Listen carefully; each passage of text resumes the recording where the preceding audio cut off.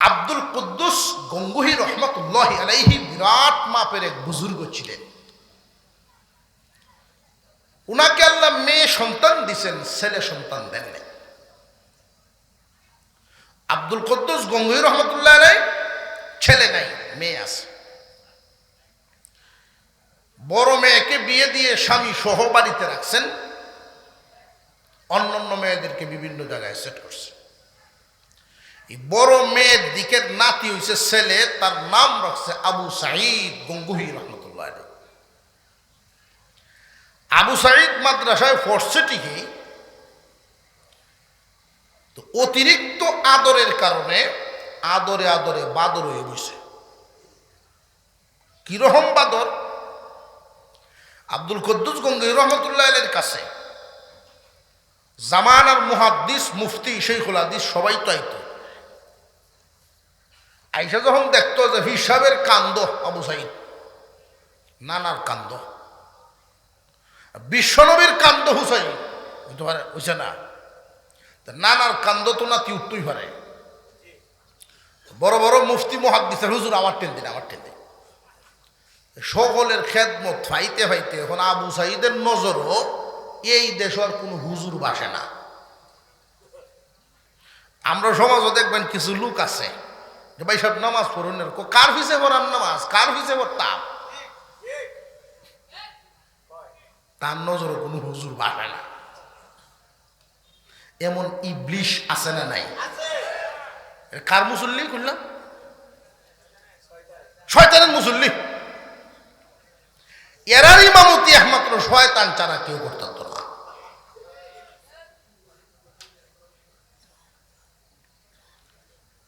আবু সাঈদের নজরে কোনো মান্য ব্যক্তি আর বাসে না। এইভাবে দিন যাইতেছে, নানা মারা গেলেন, খানকা আগের মতো তো আর না। বিভিন্ন দিকে শাখা খানকা হইছে, অন্যদিকে তাসকিয়ায় নফসের খেদমত চলছে। আর আবু সাঈদ গঙ্গুহি খুব রাগী প্রকৃতির হয়ে বড় হয়েছে। ছোটবেলার থেকে যদি কাউকে গড়ে না তুলে এরকম হয়ে যায়। এমন রাগী, কথা সহ্য হয় না, মা চিবইতে পারে না, কোনো মানুষ না পাইলে শ্যামার সাথে লেগে গেল। একদিন এক মসজিদের সামনে দিয়ে যায়, এই মসজিদের মুয়াজ্জিন ওনার নানার মুরিদ। তো ইমাম সাহেব বলতেছেন, মহিলা মা বোনদের জন্য নামাজ পড়া, কোরআন পড়া হারাম। এতটুকুই বন্টন এসে পাইছে, অর্ধেক শুনছে আর অর্ধেকটা শুনে নেয়। বাড়িতে গিয়ে বিবি সাহেবকে পাইছে নামাজ পড়ে কোরআন শরীফ পড়বে মাত্র, এমনি ধমক শুরু করছে, উঠ, কি হয়েছে তোমার? মহিলাদের জন্য এগুলো না, কোরআন পড়া নামাজ পড়ায় তো পুরুষের আমল। ইমাম সাহেব বলছে, আমি নিজে শুনেছি। বিবি সাহেব বিশ্বাস করেন না, আবার উল্টায় পাঠাইছে। যখন আসছেন এইসব বুঝছেন যে নির্দিষ্ট একটা সময় সীমা আছে, কুদরতি দুর্বলতা আছে মহিলাদের, ওই সময় কোরআন পড়া নামাজ পড়া হারাম। ও, আমি অর্ধেকটা শুনছিলাম আর অর্ধেকটা শুনি নাই। যারা অর্ধেক ঘুমে বা পুরোপুরি ঘুমে, এদেরকে একটু জাগায় আমাদের পরিবেশটা একটু সুন্দর করি। আমি আহ্বান করব, দূরে যারা আছেন, চা খাওয়ার জন্য অনেকেই গেছেন, বিভিন্ন জরুরত সারার জন্য গেছেন, আমরা সকলেই জলদি জলদি চলে আসি। মোবারক মজলিস, বরকতপূর্ণ মজলিস, একের পর এক মেহমানগণ আসতেছেন, আপনাদের সামনে বসবেন, আলোচনা করবেন। এক এক ফুলের এক এক গ্রাম। আমি সংক্ষিপ্ত সময় কথা বলে যাব, এরপরে দেখবেন মেহমান একজন পর হুজাইফি সাহেব আসছেন বলে, হুজাইফি সাহেব খুব কাছেই চলে আসছেন, আমার পরপরই উনি আলোচনা শুরু করবেন। খুব মনোমুগ্ধকর আলোচক, উজনি উজনি কথা। আশা করি শেষ রাত্রের খোরাক মিলবে ইনশাআল্লাহ তাআলা। الحمد لله كفى وسلام على عباده الذين اصطفى أما بعد فأعوذ بالله من الشيطان الرجيم بسم الله الرحمن الرحيم واتقوا يوما ترجعون فيه إلى الله ثم توفى كل نفس ما كسبت وهم لا يظلمون صدق الله العظيم وقال رسول الله صلى الله عليه وسلم إن كانت له مظلمة لأخيه من عرضه أو شيء فليتحلله منه اليوم قبل أن لا يكون دينار ولا درهم إن كان له عمل صالح أخذ منه بقدر مظلمته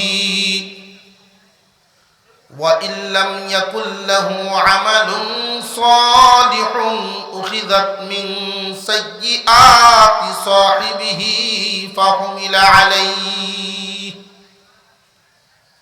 وصدق رسوله النبي الكريم ونحن على ذلك من الشاهدين والشاكرين والحمد لله رب العالمين اللهم صل على محمد وعلى آل محمد كما صليت على إبراهيم وعلى آل إبراهيم إنك حميد مجيد اللهم بارك على محمد وعلى آل محمد كما باركت على إبراهيم وعلى آل إبراهيم إنك حميد مجيد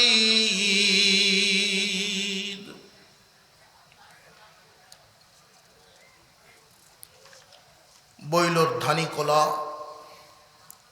আহলুস সুন্নাত ওয়াল জামাতের উদ্যোগে ৩০তম ৩ দিনব্যাপী ঐতিহাসিক ইসলামী মহাসম্মেলনের আজকের দিনের চলতি অধিবেশনের শ্রদ্ধাভাজন সভাপতি সাহেব, উপস্থিত হযরত উলামায়ে কেরাম, মুরব্বিয়ানে আযম, সর্বস্তরের মুসলমান ভাইয়েরা, পর্দার আড়াল থেকে আলোচনা শুনছেন দিনদার ইমানদার মুসলমান মা ও বোনেরা, আল্লাহ পাকের দরবারে শুকরিয়া আদায় করি যিনি অত্যন্ত দয়া করে আমাদেরকে মানব কুলে জন্ম দিয়েছেন। কোনো প্রাণী না বানায়া মানুষ বানাইছেন। আরো দয়া করেছেন ইমানদার মুমিনের ঘরে জন্ম দিয়া। তিনি আরো দয়া করেছেন আখিরি জামানার পয়গম্বরের উম্মত বানায়া। আরো দয়া করেছেন এই মুহূর্তে, এই গভীর রজনীতে, নুজুলের রহমতের সময়ে কোরআনের মাহফিলে বসায় রেখে। এজন্য আল্লাহর সন্তুষ্টি আদায়ের উদ্দেশ্যে সকলেই সমস্বরে মহব্বতের সাথে আওয়াজ দিয়ে পড়ি আলহামদুলিল্লাহ।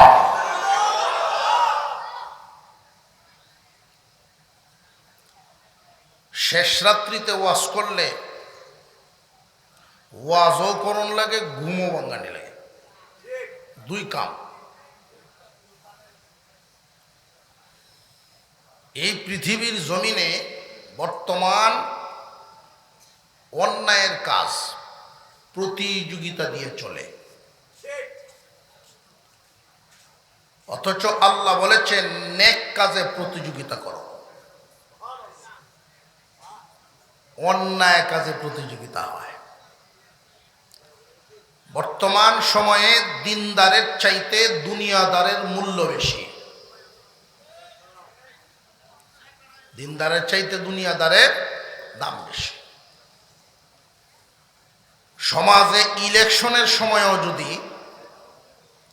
একজন নেককার ভালো মানুষ দাঁড়ায়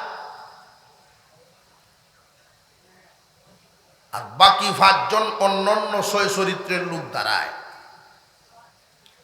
তো এলাকাবাসীর উচিত ছিল ভালো মানুষটাকে ভোট দিয়ে পাশ করানো, জায়গা মতো স্থান করে দেওয়া। ভোট তো দিবেই না, বরং দরদি সাইজে তার কাছে গিয়া নসিহত করে, তোমার মতো ভালো মানুষ এমন কামাইয়ে, ঠিক না বে ঠিক?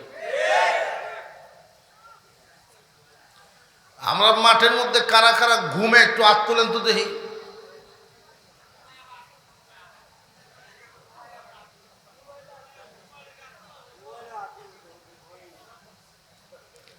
যার রাত উঠতো না হাসা ঘুমো, আর যার রাত উঠবো হজাককে ঘুম। বাটি অঞ্চল একটা জায়গার নাম খালিয়াজুরি। আজ থেকে 7-8 বছর আগে আমি এখানে গেছিলাম। প্রায় শ্রোতাদের হাতে দেখলাম বালিশ, বালিশ লই আইছে ওয়াজ। কি ব্যাপার, বালিশ কেন? সারা রাত্রের ওয়াজ তো, চতুর্দিকে নদী, যাওনের বাও নাই, যার যখন যখন সুবিধা হয় খালি বালিশ খান নিচে দিলে হয়, বালিশ লই আইছে। আমরা যারা দূরে দূরে বইছি একটু জন্মে বইলে বলে না, আমরা প্রত্যেকেই যদি একটু জন্মে বই, একটু হিম্মত করে সামনের দিকটা আগায় যাই, জন্মে যাই প্রত্যেকেই, আমরা একটু সামনের দিকে আসি, মাঝখানের ফাঁকা জায়গা বন্ধ করে ফেলব। সামনে পিছনের ভাই যারা আছেন প্রত্যেকেই জায়গা ছেড়ে সামনের দিকে চলে আসেন, যেহেতু বরকতি সময়ে বরকতের কাজে বসেই রইছেন, পরিবেশ সুন্দর করে বসেন।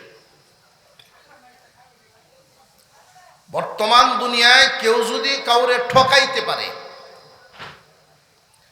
নিজের লাভবান মনে করে, কেউ যদি কাউরে ঠকাইতে পারে মনে করে জিতছি, ঠিক না বে ঠিক?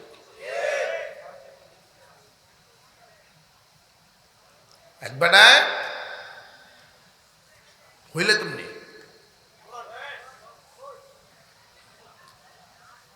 বাটপার, সরল সহজ একজনের সাথে বন্ধুত্ব করছে, তার কৌশলে হইল এরকম সরল মানুষের সাথে বন্ধুত্ব করা, যেই মানুষটার সাথে চললে ঠকায় খাওয়া যায়। এরকম চালাক কিছু মানুষ আছে। বাজারে গিয়া ঢুকছে, কইল 2 জনে মিললে ফল খাই, একটা কাঁঠাল আনছে, দাম সমান সমান দেই না, দাম সমান না, যে যেই পরিমাণ খুশ খাইব এই পরিমাণ বিল দিব।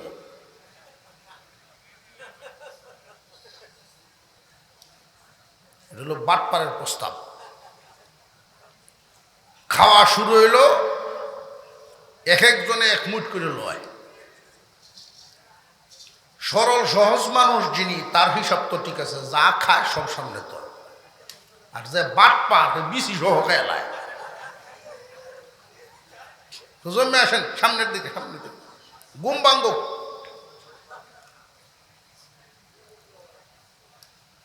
গনা হইল লাস্টে বিসি,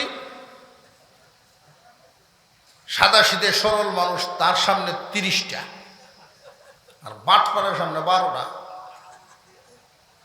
কি ব্যাপার, আপনি খাইছেন তো কম না, বিসি গেল।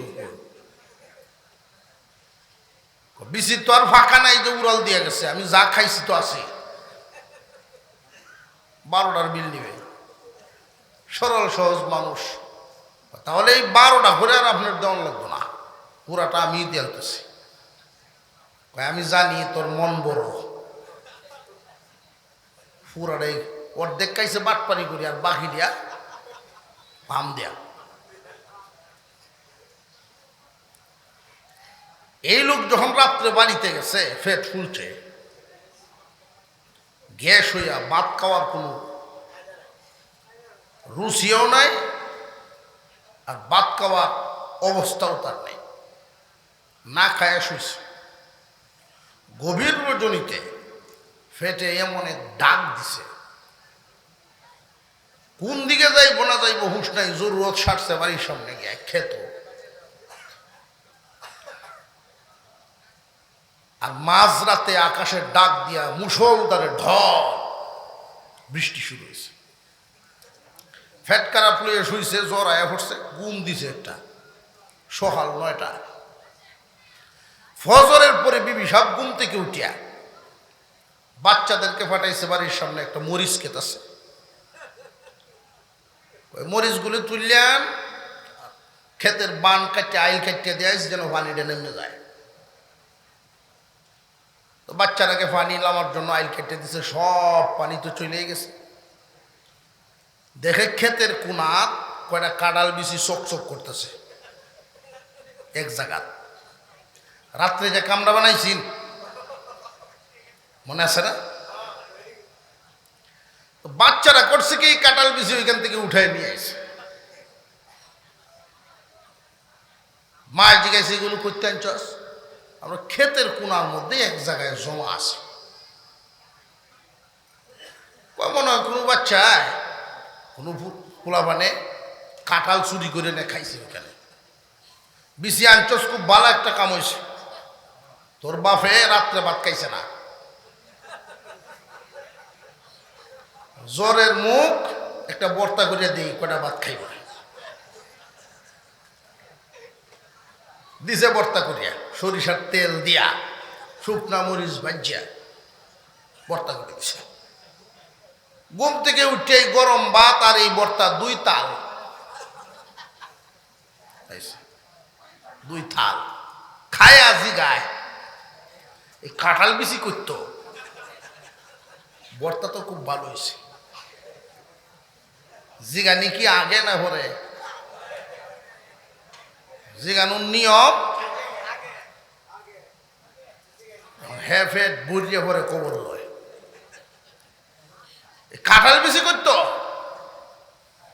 বিবি সব উত্তর দে তোমার কপালে দিছে। কেমনে? ক্ষেতের কোনার মধ্যে চকচকা এক জায়গার মধ্যে পড়ে রয়েছে, বাচ্চারা আনছে, সর্বনাশ করে উঠতেছে।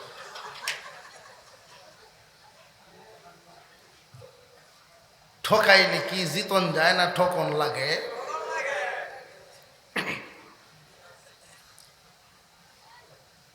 এই দুনিয়ার জমিনে বহুত মানুষ এমন আছে,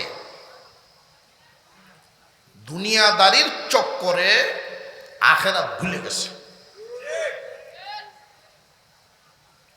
দুনিয়াদারির চক্করে আখেরাত ভুলেই গেছে।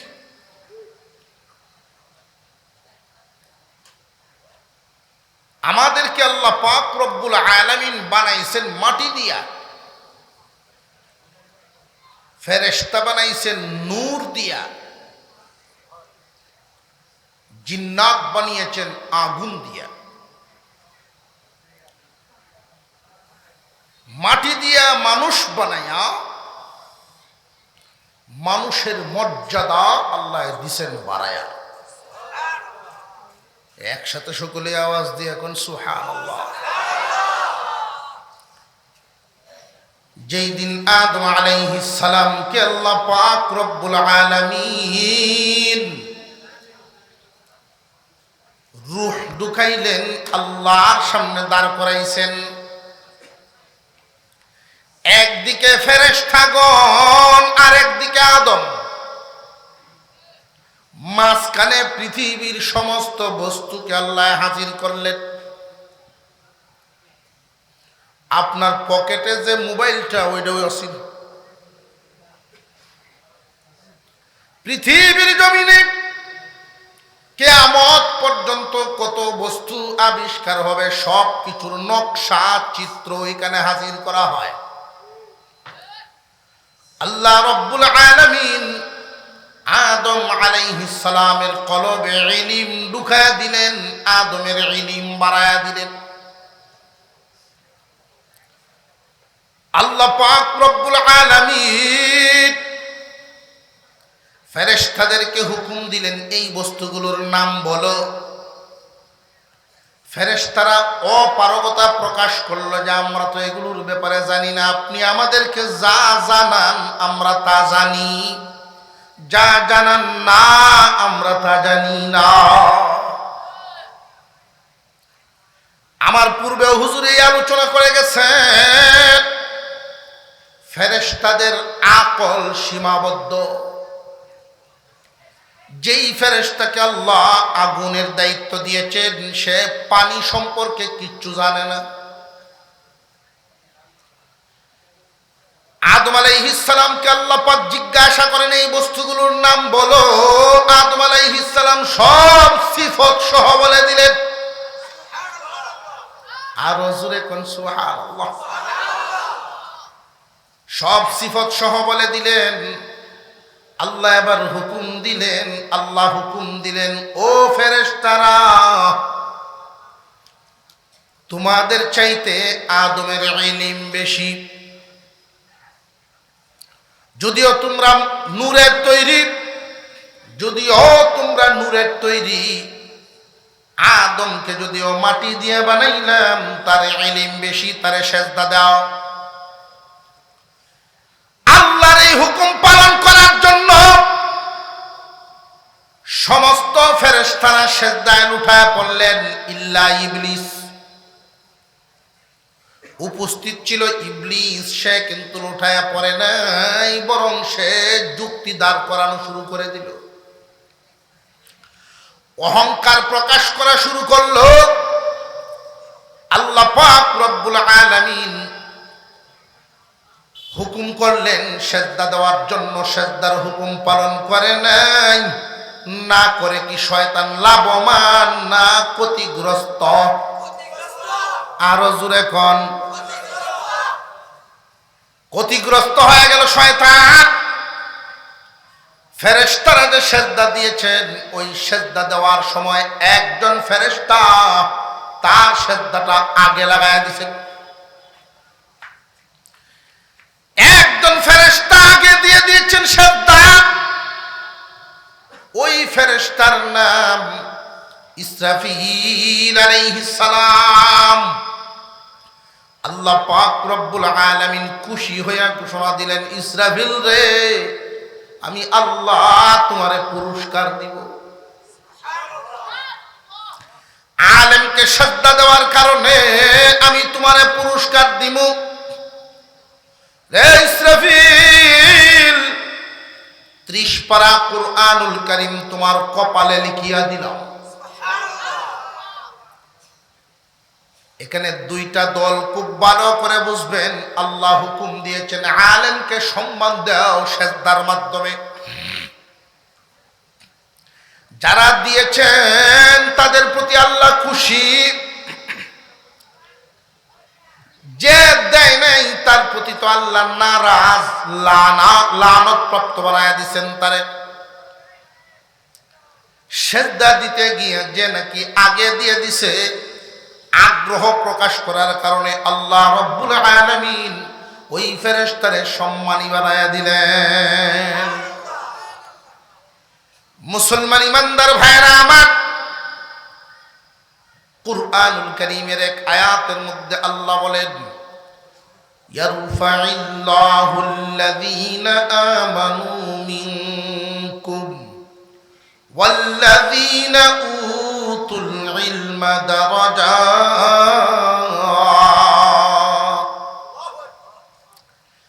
তাম পৃথিবীর বুকে যত মানুষ, প্রথম বিচারে সবাই আশরাফুল মাখলুকাত, সবাই মানুষ, হাত পা বিশিষ্ট মানুষ সবাই। এর মধ্যে আল্লাহ আবার ঘোষণা দিলেন, সমস্ত মানুষের মধ্যে সম্মানী ইমানদারেরা। অঙ্গ প্রত্যঙ্গ দিলেন, সেই মাওলার গোলামি কেমনে ভুলে গেলা? যখন তোমার কেউ ছিল না তখন ছিলাম আমি, এখন তোমার সব হয়েছে, পর হয়েছি আমি। যেই দিন তোমার কেউ রবে না তখনও রব আমি। আল্লাহ ছাড়া কারোর কোনো গতি নাই। গতি আছে? আল্লাহ বলেন ইত্তাকুল্লাহ, আল্লাহকে ভয় করো, আল্লাহকে ভয় করো। আল্লাহকে যারা ভয় করে, আল্লাহর হুকুম অমান্য করতে পারে না, আদেশ ছাড়তে পারে না, নিষেধ করতে পারে না। এইখানে আমরা এই মুহূর্তে আমরা যারা হাজির, সবার মন কান্দে অবশ্যই, কেন আমি গুনাহ করি, আল্লাহর হুকুম কেন আমি অমান্য করি, মন কান্দে। মাঝে মাঝে মসজিদের কোনায় বসে চোখের পানি ছাড়ে আর তওবা করে, আর নামাজ ছাড়তাম না, নামাজ আর ছাড়তাম না, কান্দে। কিন্তু অবস্থাটা এমন হয়, 2 দিন 3 দিন 4 দিন গেলে আবার যেই সেই হয়ে যায়। হয়নি না? হয় না? জানিয়া রাখবেন, আমাদের এই বডির মধ্যে 2টা অংশ আছে, 2টা অংশ। একটার নাম শরীর আর একটা হইল আত্মা। একটা হইল বডি আর একটা রুহু। 2টা একসাথে থাকলে তারে মানুষ বলে। চোখের নাম চোখ, কানের নাম কান, নাকের নাম নাক, টুটের নাম টুট। প্রত্যেকটা অঙ্গের আলাদা আলাদা নাম আছে না নাই? প্রত্যেকটা অঙ্গের আলাদা আলাদা নাম আছে। মানুষ কোন অংশটার নাম বলতে পারেননি? মানুষ তো কোন অঙ্গের আলাদা নাম আছে? কালি এবং কাগজ আলাদা আলাদা 2 বস্তু, 2টা একসাথে লাগলে আরেকটা নাম হয়। বই হোক, ক্যালেন্ডার হোক, পোস্টার হোক। ঠিক তেমনি রূহ আর বডি আলাদা আলাদা বস্তু, একসাথে মিললে আরেকটা নাম হয়, এটাই মানুষ। বডি বানাইছেন মাটি দিয়া, এই জন্য বডির ভরণ পোষণের সব মাটির থেকে উৎপন্ন হয়। আত্মা পাঠাইছেন আল্লাহ, আত্মার খাদ্য ওহীর মাধ্যমে পাঠাইছেন আল্লাহ। এই বডি যদি 3 দিন না খায়, হাঁটাচলা বন্ধ হয়ে যাবে। কিন্তু আল্লাহর দেওয়া এই আত্মা, তুমি বান্দা কি পরিমাণ না খাওয়ায় রাখছো, আত্মার খাবার তো তুমি দাও নাই। আল্লাহ পাঠাইছেন খাদ্য, আত্মার খাবার তুমি দেও নাই। আত্মারে না খাওয়াইতে না খাওয়াইতে দুর্বল বানায় ফেলছো। বডির যত্ন করতে করতে নফস শক্তিশালী হয়ে গেছে। গুনার কাজের যদি ইরাদা করো বা সামনে কোনো গুনার কাজ হাজির হয়, আত্মা এবং নফসে যুদ্ধ করে। তোমার দুর্বল আত্মা নফসের সাথে পারে না। যখন দেখবা তোমার মন কান্দে গুনাহ থেকে বাঁচার জন্য, মন কান্দে আল্লাহর হুকুম পালন করার জন্য, কিন্তু এরপরেও পারো না, বুঝবা বান্দা চক্করে পইরা গেছো। যে কোনো সময় শয়তানের থাবায় তোমার ঈমান নষ্ট হইতে পারে। এই যদি হয় হালত, তুমি 1 নাম্বার সবকটা পালন করতে পারছো না, ইত্তাকুল্লাহর উপরে আমল করতে পারো না। আল্লাহ বলেন ওয়াকুনু মা'আস সাদিকিন, আল্লাহ ওয়ালাদের সাথী হয়ে যাও। হে ঈমানওয়ালা, হে ঈমানদারেরা, আল্লাহর হুকুম, আল্লাহর নিষেধ আদেশ যদি মানতে না পারো, যদি তোমার দ্বারায় কমতি হয়, শয়তানের দুকায় পড়ে গেছে, চোখ গুনার সাথে সম্পর্ক বেশি হয়ে গেছে, কানের সম্পর্ক গুনার সাথে বেশি হয়ে গেছে, বডির অঙ্গ প্রত্যঙ্গ গুনার সাথে সম্পৃক্ত হয়ে গেছে। রে ইমানদার বান্দা, আর দেরি নাই, জলদি যাও, জলদি যাও, আল্লাহ ওয়ালাদের সংস্রবে যাও, তাড়াতাড়ি যাও। মাটির বডিটা যদি অসুস্থ হয়, ডাক্তারের কাছে যায়নি না, যাই না? জোরে কর, ডাক্তারের কাছে যাই, অথচ এই বডির রোগের চাইতে আত্মার রোগ মারাত্মক। বডির রোগে বেশি তো বেশি মানুষ কবরে যাবে, আত্মার রোগে দুজখে যাবে। বডির রোগে মানুষ কবরে যাবে, আত্মার রোগে কই যাব? তাহলে বডির রোগ সারানো যত জরুরি, আত্মার রোগ কি সারানো জরুরি, কম না আরো বেশি? আল্লাহ ওয়ালাদের সোহবতে যখন যাইবেন, আল্লাহ ওয়ালাগণ আপনারা দেখেই বুঝে ফেলবে কোন রোগে আক্রান্ত, আপনার কোন ধরনের মেডিসিন লাগবে। অভিজ্ঞ ডাক্তার রোগী দেখলেই বলতে পারে, অভিজ্ঞ ডাক্তাররা রোগীর চাল চলন দেখলেই অনেক রোগের ওষুধ দিতে পারে, পরীক্ষা করুন লাগে না। হক্কানি উলামায়ে কেরাম, হক্কানি বুজুর্গানে দ্বীনের কাছে যখন যাবেন, আপনার চাল চলন উঠা বসা দেখেই বুঝবেন আপনার কোন জায়গায় চিকিৎসা লাগবো। তখন ওই নফসের গলায় শিকল বাঁধিয়া দিব। আল্লাহ ওয়ালাদের সোহবতে যাওয়া একটা ঘটনা মনে হয়ে গেছে, বলবো? আবার ঘুমো, আবার ঘুমাইতেছ? ফাও যারা সামনে খারা পিছাইলেন, বনের ডিজাইন হ্যাঁ চেঞ্জ করে, ফাও সামনের দিকে খাড়া রাখতে, বন নিষেধ, খেলাফে সুন্নাত। আমি এই মশলাটা বুঝতাম না আগে, এই হাদিস পড়ছি ঠিক বুঝতাম না, খেয়াল করে পরে বুঝাইছে যে এইভাবে বইলে লুঙ্গি ফিন্দিয়া খুব সাবধানে নিচের ভাতটা ধরে নেওয়া লাগে। যদি সাবধানতার দুর্বলতায় এখন ফাটটা ছুটতে যায়, সর্বনাশ না? নবীজি নিষেধ করছে। ঘটনা হলো, আব্দুল কুদ্দুস গঙ্গুহি রহমতুল্লাহি আলাইহি বিরাট মাপের এক বুজুর্গ ছিলেন। উনাকে আল্লাহ মেয়ে সন্তান দিছেন, ছেলে সন্তান দেননি। আব্দুল কুদ্দুস গঙ্গুহি রহমতুল্লাহ আলাইহি ছেলে নাই, মেয়ে আছে। বড় মেয়েকে বিয়ে দিয়ে স্বামী সহ বাড়িতে রাখছেন, অন্যান্য মেয়েদেরকে বিভিন্ন জায়গায় সেট করছে। এই বড় মেয়ের দিকের নাতি হইছে ছেলে, তার নাম রাখছে আবু সাঈদ গঙ্গুহি রহমতুল্লাহ আলাইহি। আবু সাঈদ মাদ্রাসায় পড়ছে ঠিকই,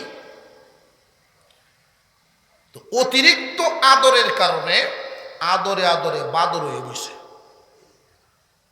কিরকম বাদর? আব্দুল কুদ্দুস গঙ্গুহি রহমতুল্লাহ আলাইহির কাছে জামানার মুহাদ্দিস, মুফতি, শাইখুল হাদিস সবাই তো আইতো। আইসা যখন দেখতো যে হিসাবের কান্দ আবু সাঈদ, নানার কান্দ, বিশ্বনবীর কান্দ হুসাইন হইতে পারে, হইছে না? নানার কান্দ তো নাতি উঠতেই পারে।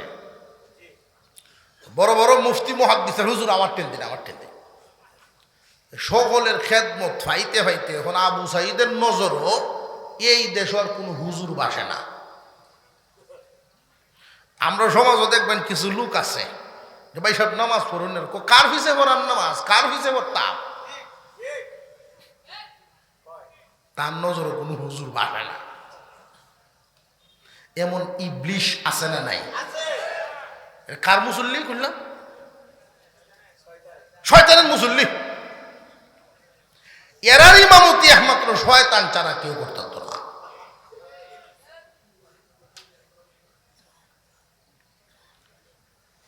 আবু সাইদের নজরে কোনো মান্য ব্যক্তি আর বাসে না।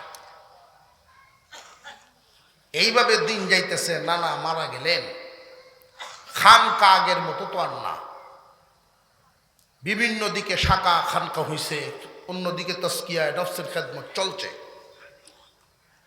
আর আবু সাইদ গঙ্গুহি খুব রাগী প্রকৃতির হয়ে বড় হয়েছে। ছোটবেলার থেকে যদি কাউকে গড়ে না তুলে এরকম হয়ে যায়, এমন রাগী, কথা সহ্য হয় না, মাছি বইতে পারে না, কোনো মানুষ না পাইলে সে আমার সাথে লেগে না। একদিন এক মসজিদের সামনে দিয়ে যায়, এই মসজিদের মুয়াজ্জিন ওনার নানার মুরিদ, আর তার মুয়াজ্জিনের বয়স 46 বছর। দূর থেকে ডাকতেছেন, মুয়াজ্জিন। অসভ্য ডাক, কিছু কিছু শব্দ এর শিকার অভাব, অহংকার গরিমা ভিতরের রোগে মুহেতে বের করে, ভিতরের রোগে বডির আচরণ প্রকাশ করে। বুজুর্গানের দিন দেখলেই বুঝবো কোন জায়গায় ত্রুটিটা।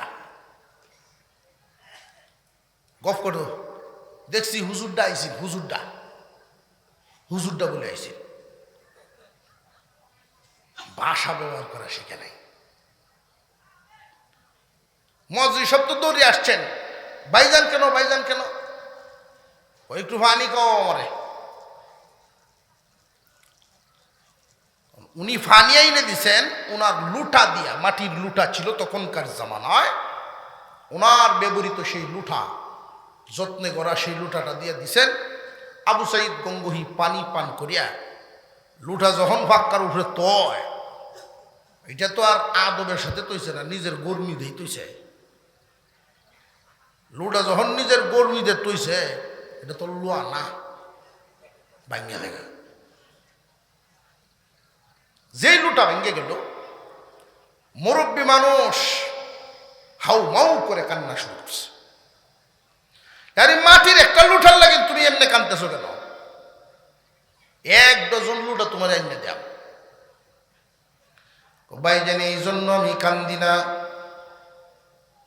এই লুটার সাথে আমার এই মসজিদের খেদমতের সম্পর্ক। আমি এই মসজিদের খাদিম যত বছর, এই লুটারও তত বছর বয়স। আমি লুটা দিয়ে ওযু করি আর ভাবি, লুটারে আমি যেন তোর আগে বিদায় হইবার পারি। এই লুটা আমার 46 বছরের ওযুর সাক্ষী, পবিত্রতার সাক্ষী। বস্তুর প্রতি মহব্বত আমাদের জাগে না, কারণ একদিন দস্তরখান লইয়া খানা খাই, 1 সপ্তাহ দস্তরখান লই না, মহব্বত দস্তরের সাথে হইতো কেমনে? একদিন যদি মেসওয়াক করি জুসের সাথে, আর খবর নাই মেসওয়াকের মহব্বত আইতো কেমনে? আজকে যদি এক জায়গায় বসে খাই, আরেক দিন আরেক জায়গায় বসে খাইতেছি, জায়গার মহব্বত হইব কেমনে? মুয়াজ্জিন সাহেব বলেন, 46 বছরের পবিত্রতার সাক্ষী আমার এই লুটাটা। আবু সাইদ মুরব্বীকে ধমক মারছে উল্টা, কেন কানলো? মুরব্বী মানুষ, পীরের নাতি, এই লুটার ভাঙ্গা টুকরাগুলো নিয়ে মসজিদের সিঁড়ির ওই মাথায় গিয়া বইছে।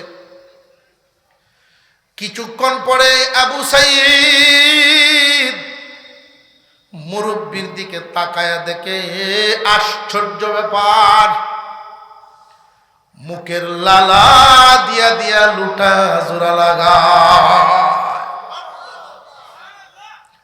মুখের লালা দিয়া দিয়া লুটাটা জোড়া লাগায় ফেলতেছে। আবু সাইদ উঠে দাঁড়ায় গেছে, আস্তে আস্তে মুরব্বীর কাছ পর্যন্ত পৌঁছে গেছে। গিয়া দেখেন লুঠা জোড়া লাগানো শেষ, একটা দাগ পর্যন্ত নাই। আবু সাইদ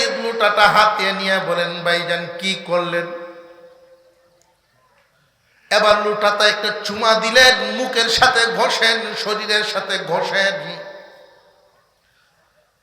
বুকের সাথে জড়ায়া মুরব্বীর কাছে মাপ চাওয়া শুরু করছে। কিভাবে এটা সম্ভব? এটা কেমন দৌলত তোমার ভিতরে?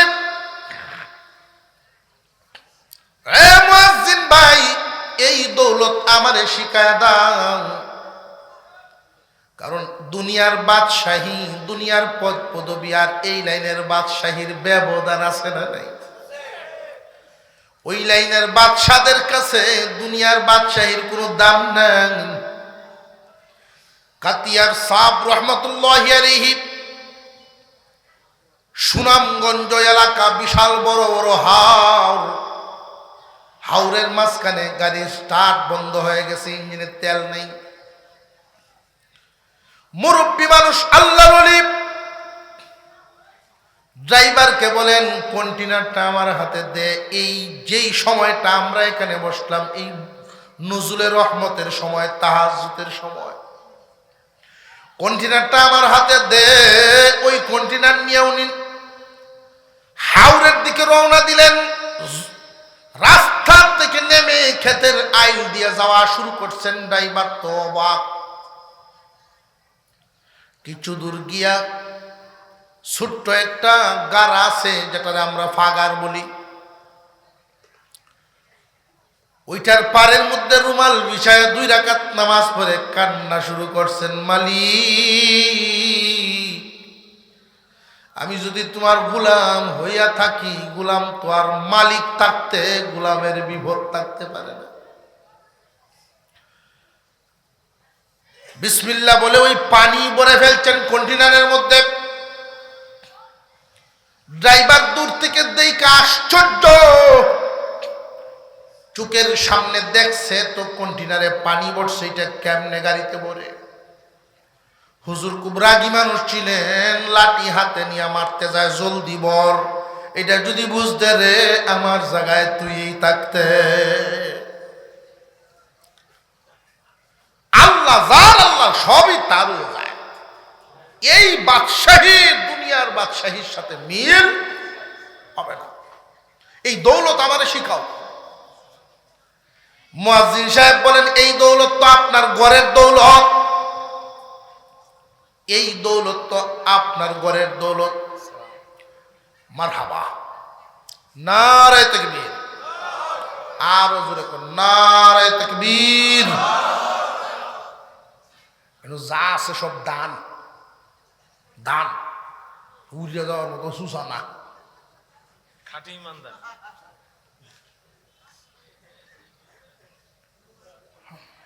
দান না 1050 দৌড়। আল্লাহ কবুল করেন, বলুন আমিন। আবু সাইদ গঙ্গোহী বলতেছেন, এই দৌলত আমি কই পাইব? এটা আপনার ঘরের দৌলত, আপনার নানার কাছ থেকে বেশি। এই লাইনে মেহনত করবে যারা, যার আত্মা রোগ মুক্ত হয়ে যত উপরের দিকে যাবে, আল্লাহর রহমত তত পাইতে থাকবে। আল্লাহ তাআলা যেন আল্লাহর ভয় আমাদের ভিতরে আনার তৌফিক দেন। ভয় পাইতে যদি দেখা যায় এই ভয়ে আল্লাহর এই আদেশটা পালন করতে কমতি আছে, ভয় করতে পারছি না, আল্লাহর হুকুম মানতে পারছি না, আল্লাহর দেওয়া পথে চলতে পারতেছি না, কমতি আছে, দেরি নেই জলদি আল্লাহ আল্লাহদের কাছে যাও, নইলে শয়তানের থাওয়ায় পরে ইমান হারা হওয়ার ভয় আছে। আল্লাহ আমাদেরকে বুঝার তৌফিক দেন, বলুন আমিন। আর হুজুরে বলেন আমিন। ওয়া আখিরু দাওয়ানা আনিল হামদুলিল্লাহি রাব্বিল আলামিন। আসসালামু আলাইকুম।